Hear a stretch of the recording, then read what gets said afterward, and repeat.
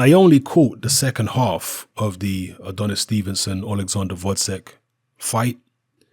But from what I saw, Stevenson was taking a lot of punches all the way through the fight. And I was quite impressed, but also alarmed by the number of punches Stevenson was taking, because throughout most of Adonis Stevenson's career, he's been a fighter who is pretty good defensively, who doesn't take many shots. But when you see a guy who's 41 years old, and he's in there with a guy who is in his 20s, I believe, Gvodzyk is, and he's getting hit on a consistent basis, that's concerning. As the fight progressed, Stevenson was still in the fight. It was still relatively competitive, although, Gvodzyk was definitely outworking him. And Stevenson managed to hurt Gvodzyk. I think it was in the 9th or the 10th round he hurt him, and he had him backed off. But still, Stevenson was taking a lot of shots. Finally, in the 11th, when Stevenson was worn out, Gvodzyk managed to close the show and knock Stevenson out. And Stevenson took a very, very long time to get up. And that was unusual to me, because although he did get rocked and hurt, the fact that he took so long to get up and he was on his hands and knees for ages, I just felt that was unusual. And for a 41-year-old man to be taking all this kind of punishment, especially when he's not accustomed to taking a lot of punishment, and especially since he took a lot of punishment in a previous fight this year, it can be a recipe for disaster. And it has apparently turned out that way. And I know I'm not trying to sound like a know-it-all who's speaking in retrospect, okay? So please forgive me if that's how I'm coming across, because none of us can predict when tragic situations like this are going to happen. It's an inevitable consequence of boxing that from time to time we will get people that get seriously injured. And that's unfortunate, but that's the nature of the sport. None of us can predict it. All we can do is try to reduce it as much as possible. We'll never be able to eliminate it. But unfortunately, Adonis Stevenson is the latest victim, the latest fallen warrior who has suffered a brain injury following this loss to Gvodzyk. And it doesn't specifically state it in any of the articles I've read, but I'm going to assume that he's had surgery, okay? It's rare when a fighter has a bleed on the brain for them to not do invasive surgery and actually open the skull. And the reason that they open the skull is to give the brain room to swell, because if the brain swells inside the skull, it presses against the inside and that damages the brain. So they remove part of the skull to allow the brain to swell without being damaged. It's still going to suffer some damage, but it reduces the amount of damage. There have been very few fighters who have come back from blood clots on the brain and made a full recovery. There have been some, like Spencer Oliver, for example.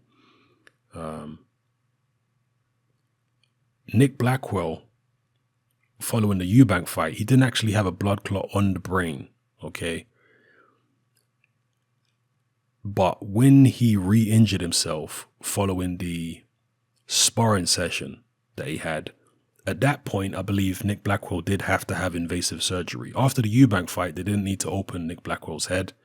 But after the sparring session he had, they did need to open his head. But again, miraculously, Nick Blackwell appears to have made pretty much a full recovery. I've seen him walking around and stuff like that in certain videos and smiling very normally. He doesn't appear to be crippled or anything like that, which is fantastic news. But that is the rare exception. Most of the time when fighters suffer these brain injuries, they either end up severely crippled or they die. And it is very sad to hear that this has happened to Adonis Stevenson. It's very sad to hear when it happens to any fighter, because these are people who literally put their lives on the line, their health on the line for our entertainment. So, yeah, very sad. My thoughts and prayers are definitely with Adonis Stevenson and his family. And it's particularly tragic given the fact that Stevenson was on the brink of retirement anyway. I mean, if he'd lost this fight and he hadn't been seriously injured, he probably would have retired. He's 41 years old. He's a millionaire. He's got kids. He's got a family. That probably would have been the last of him. And he could have sailed off into the sunset and enjoyed the rest of his life. But instead, his future is looking very uncertain at this point. So very sad whenever this happens to a fighter. You know, in recent years, we've had it happen to Edmund Gerber. We've had it happen to, God, I can't remember the guy's name. Forgive me. The guy who fought Callum Johnson in the World Boxing Super Series, the very tall guy who got seriously injured in a sparring session. We've had it happen to several fighters, and it will continue to happen to fighters, unfortunately. It's always a tragedy when it does happen. And like I say, all we can try and do is make sure that we reduce the frequency of these things happening, and also introduce better healthcare provisions for these boxing events. And Stevenson might be okay financially if, God forbid, he ends up permanently disabled. He might be okay financially because he made a lot of money in his career. He made millions. So he might be okay. Hopefully he is. But a lot of other fighters, like the Edmund Gerbers of the world, their families are not millionaires. Or Magomed Abdusalamov. These are fighters who never made the big money. And in those situations, it's very, very difficult for them to be able to care for the fallen boxer. So, like I say, man, thoughts and prayers with Adonis Stevenson and his family. Very sad. And trust and believe, if I catch anybody in the comment section of my videos or in my Facebook group saying that they're glad that this happened to Stevenson, you'll definitely get blocked for life. You are a scumbag and a subhuman if you're going to come on here and talk like that. Seriously. Has Stevenson done some bad things in his life? Yes. When he was in his early 20s, which he paid for, he went to prison for and never did since. I'm not saying he was a saint. Okay, but people make mistakes. People do stuff. I mean, Mike Tyson did far worse things than Adonis Stevenson ever did. But Mike Tyson is still loved. It's interesting, isn't it, how some people get a pass for doing far worse things, but other people get thrown under the bus for something they did 20 years ago. Here's what it is. Gvodzyk is part of the new breed. It was a passing of the torch fight, and Gvodzyk has a bright future.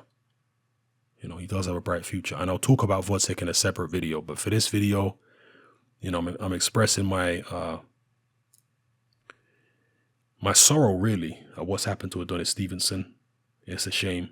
We should be celebrating, you know, we should be celebrating Gvodzyk's victory, but it has been marred by the injury to Adonis Stevenson. So, yeah, my thoughts and prayers go out to him and his family. It's happening, I'm out. Join me on Patreon. I upload a minimum of 2 podcasts every single week, covering a wide variety of controversial topics, as well as live stream Q&A sessions. Take a look on screen right now at some of the podcasts I've produced so far. For just $3 a month, the equivalent of about £2 a month, you get access to all my new podcasts and my entire back catalogue of past podcasts, including my popular Confessions of a Nightclub Bouncer series. You can listen on your computer or on your smartphone or tablet by downloading the Patreon app from the Google Play Store or the App Store for free. The Patreon app also allows you to download each podcast in MP3. For less than the price of a cup of coffee, you get access to dozens of hours of exclusive content.